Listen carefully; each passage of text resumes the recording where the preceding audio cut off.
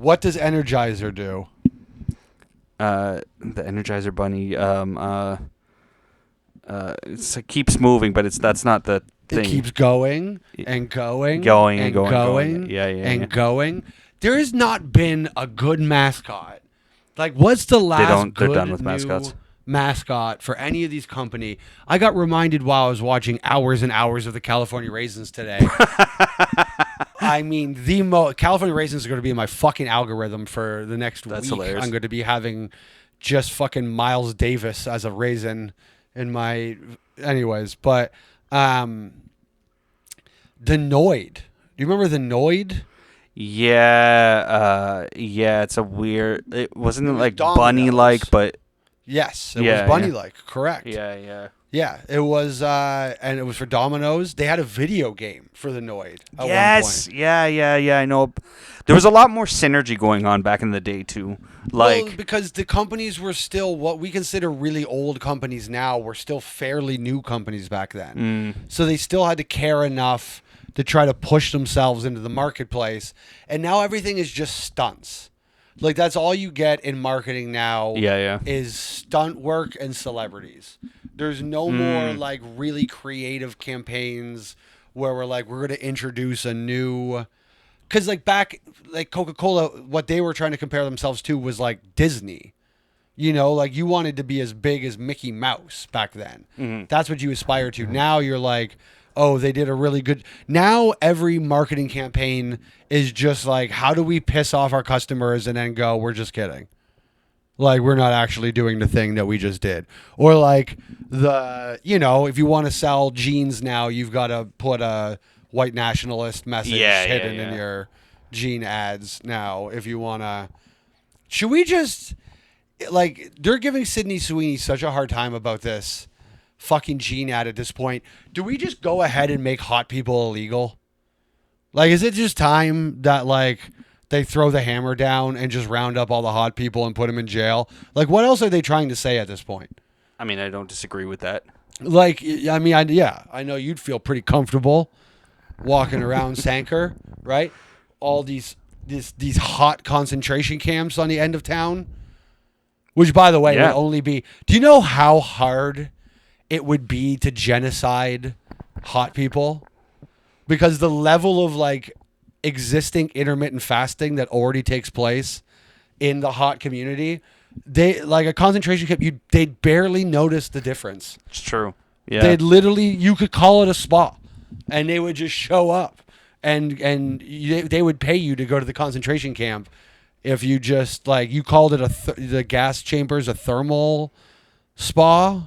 If you were like, it's a thermal gassing that de-ages your skin, you could just get hot people to show up. You could concentration camp them so quickly, they would stay there for weeks before they knew it was a punishment. Yeah, they love fasting. And all you have to do to keep them happy is occasionally have 4 anthropomorphic raisins perform for them and toss them out boxes of raisins to sustain them the entire time, and then ugly people could walk around happy finally with whatever it is they're trying to achieve. What is the ugly agenda? Like, what are they trying to do by punishing Sydney Sweeney in this situation? What is it? Just remember when the Abercrombie and Fitch, and Fitch, I tell you that I had one wish, girls for that summer, for the summer. Remember when he said he didn't want, like, fat ugly people to wear his clothes? Yeah. What's great is that one's real. It's so fun that one's just real. Because, you know, these things have happened. Because, like, I grew up, speaking of 90s nostalgia marketing, there was this rumor forever that Tommy Hilfiger was asked about black people wearing his clothes. And he said he made them colorful so that the black people are easier to catch. That's not true. Yeah, I've heard. It's not the only one I've heard. I was never sure if it was true or not. Yeah, he just never actually said that in any way whatsoever. But it's but I love that the Abercrombie & Fitch one, he is just like, we don't want fat, ugly people to wear. That might be the best marketing technique of the last 20 years. Yeah. Because think about how much everyone that wears Abercrombie & Fitch loves that guy said that fat, ugly people don't fit in our clothes. Skinny people hate fat people way more than they're willing to admit. Because there is you do create mind. I don't say it's Inconvenience.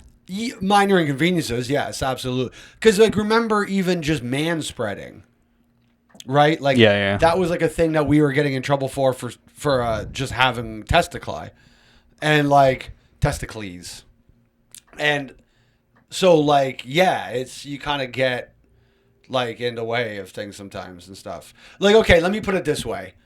Do you play Super Mario Party at all? I have in the past. I don't have one now. So, when me and my girl play Super Mario Party, I play as Donkey Kong. Sure. And she plays as Boo. Sure. And so, often in Super Mario games, I have an advantage in sort of knock or make the board more difficult because I have a big giant body. Mm-hmm. Right? And so if it's like sort of a ledgy obstacle type board, a lot of times I like create havoc with my big giant donkey body.